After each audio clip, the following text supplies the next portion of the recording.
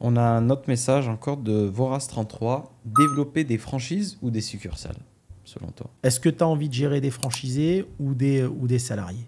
La seule diff, elle est là. Succursale, ça va te demander un peu plus d'argent, c'est ton capex. Les franchises, c'est l'argent des gens. Des franchisés entrants, ça dépend ce que tu aimes faire. Tu sais qu'il y a des gens qui n'aiment pas avoir des franchisés. Tu aimes bien contrôler ton entreprise. Ouais. Si tu as envie d'avoir un contrôle absolu, comme, je sais pas, Cogent, par exemple, il y en a qui doivent connaître Cogent à Paris, bah là, tout est en filiale, tu vois, des succursales.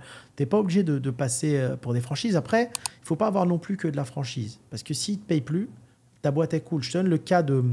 À l'époque, tu avais, Buffalo qui a eu des problèmes avec la vache folle, etc. Heureusement qu'ils avaient beaucoup de succursales, fini de payer parce que tu as les reins solides. Des franchises, tu prends le cas de la pataterie, je ne sais pas si tu as connu. Oui. Quand les franchisés ils sont plus là, ça y est, il n'y a plus rien, ça s'effondre. Ils sont passés de 280 restos à 30 ou 40. Hein. Ouais. Tu vois? Donc il faut quand même... Essaye d'avoir tes 3-4 petites succursales qui cartonnent. Ne garde pas les succursales qui sont des foyers de perte, qui te font perdre de l'argent. Prends des succursales qui cartonnent et le reste, développe un peu en franchise. Mixe un peu les deux. D'accord. Essaye de faire 20-80. Ok. Comme à l'époque, sur le film Le Fondateur, le premier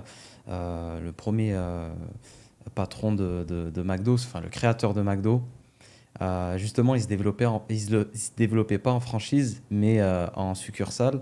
Et c'est d'ailleurs, ça a été limité en fait pour eux pour se développer. C'est là où Ray Kroc, Il est venu les développer en ouais, franchise. exactement. Ouais, ouais. Mais lui, il restait dans son cadre. Si je contrôle pas, je veux pas m'étendre comme ça. D'ailleurs, tu sais que McDo, une anecdote, quand ils ont démarré, il n'y avait pas de contrat de franchise, c'était un contrat oral.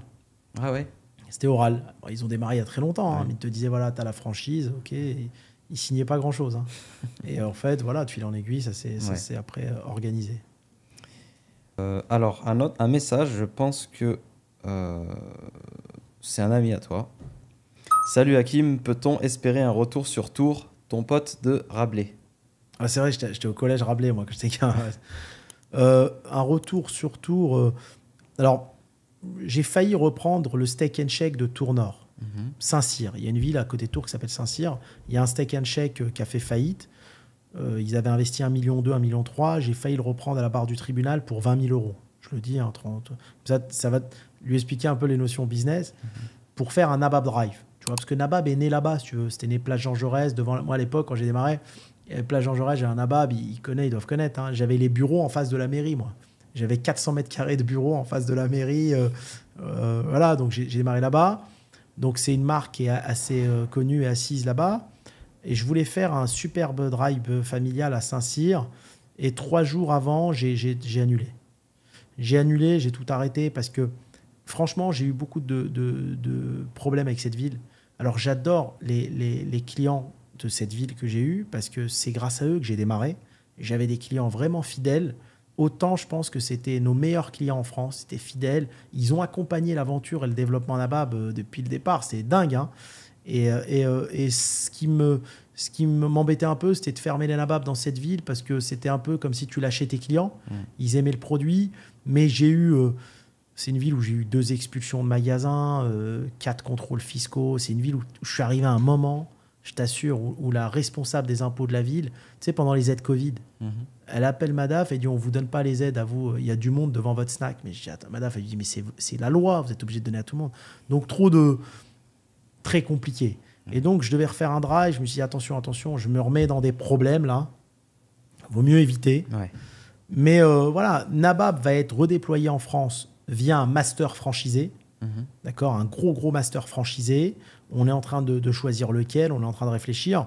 Ce master va sûrement réouvrir cette ville, comme il va en réouvrir d'autres. Tu vois, moi, depuis le rachat de la marque, l'idée, c'est d'avoir le bon master. Il va redéployer.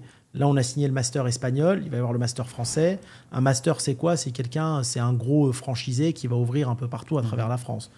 Et il va sûrement redéployer cette ville sous un format drive.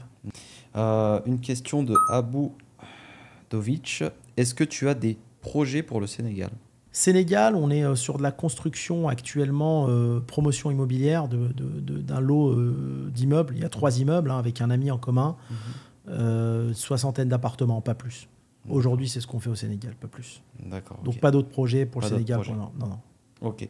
Merci à tous pour votre fidélité. Abonnez-vous pour ne rien louper des prochains épisodes qui promettent de délivrer beaucoup de valeur business. N'hésitez pas à regarder dans ma chaîne les autres épisodes et je vous dis au prochain épisode.